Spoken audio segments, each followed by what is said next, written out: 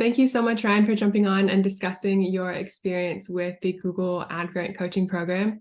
To give everybody a bit of information, Ryan works at a non-for-profit organization in Cincinnati, Ohio, over in the US, that really supports all things artists, music events, concerts, all of that. So it's really exciting to work with him and get, a bit more experience in that sort of industry. So first question, Ryan. So what was the state rather of your ad grant prior to meeting me? The state of our ad grant was, I don't want to say non-existent, but it was even worse than non-existent because it was existent but locked and completely it completely non-functional. And so I, in like my very low level of knowledge, at least got it unlocked, but then had zero idea what to do with it after that. And so that's where you came in, and it was fantastic because I went, from zero to a bunch of knowledge in a very short period of time. And it's fantastic. Yeah, that's really good. And so I looked back. So I think your highest month for spend, like to just give people a better idea, was January of this year. And do you mind if I share what your spend level was at about? Yeah, go for it. Okay, so that was just over, I won't give you the exact number, that was just over 6,000 during January this year. And that was the highest month rather for spend. But if I remember correct, all of the conversions rather in the account were page view conversions. Is that right? Yes. So they were basically worthless conversions, and come to find out later, basically non-compliant conversions that had just really not been caught yet. So Yeah. So I think this is a really good point because a lot of people sort of do this when they're really not sure how to set up conversions in the account, because if you set up a bunch of page view conversions, your account's going to spend a lot because there's a lot of conversions for the machine to learn to optimize. So this is really, it's like a slippery slope a lot of nonprofits get in, is setting up a bunch of page view conversions and then, okay, we're spending the 10 grand. But then, it sort of is a bit of a mess once they get to that point where they're spending the 10 grand, because it's like, okay, well, what's performing? How do we optimize? It's just a bit of a mess to jump in at that point. So that's a really good point to discuss. All right. So since we talked about that, so what does performance look like now? We are, we're spending, I have it right in front of me here, we're spending almost the entire grant at this point. Or on pace to spend almost the entire grant, which is great. But then, I look at better than that. Our clicks are up. Like if I look at clicks, it's up 20-ish%, something like that. Click-through rate is up. Conversions are way down, but that's because there's no fake conversions. And so, like actual real conversions are happening, which is fantastic. Yeah, absolutely. And then do you mind if I share on screen just your performance? Okay, so last month would have been, so there's about 6 new subscribers. So newsletter subscribers, there have been about 14 people have clicked on the donate button. So that's just really a button. 3 have clicked to email the organization.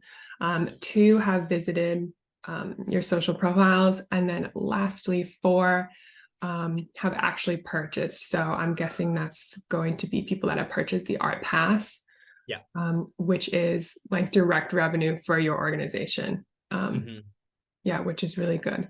And then the average cost of the Arts Pass is that. Do you want to speak to that? Yeah. So the ArtsWave Pass is it's a donor benefit for people who give us $75. But we had a couple of years ago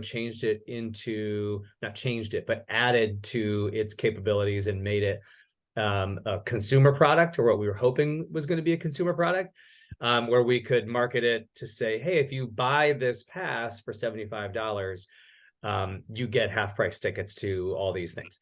And the product itself is good, but we've always had trouble kind of getting the word out about it. But it's a great way for us to kind of look toward the future a little bit and go direct to consumer and get that get that revenue as well. So anytime anyone, converts and buys, that's a $75 donation directly to us. So that's fantastic. And we have zero costs on that other than it's staff time.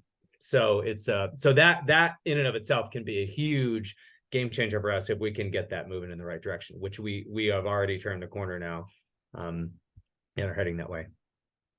Yeah, very, very, very good. Very good. Much better explanation than I could have done. So then just to pull back, so for during last month during April, so that would be $300 in direct revenue for the organization, sort of through a creative donation effort, which is really fun. Yeah. Okay, very good. So that just to confirm to everyone on screen, so Ryan is getting, or rather ArtsWave is getting direct revenue from their grant. In terms of the ArtsWave Pass, which is around $300 last month, which is amazing. Okay, and what advice would you give to someone who is sitting on the fence deciding, maybe or maybe not to enroll in the coaching program? I mean, I would say to definitely enroll. There's a lot of resources out there, I think, for Google Ads, but even those are sometimes a little bit iffy, but there's really not much out there for Google Grants, and it's such a specific and such a difficult thing to do, especially for nonprofits, because one, the information is not out there.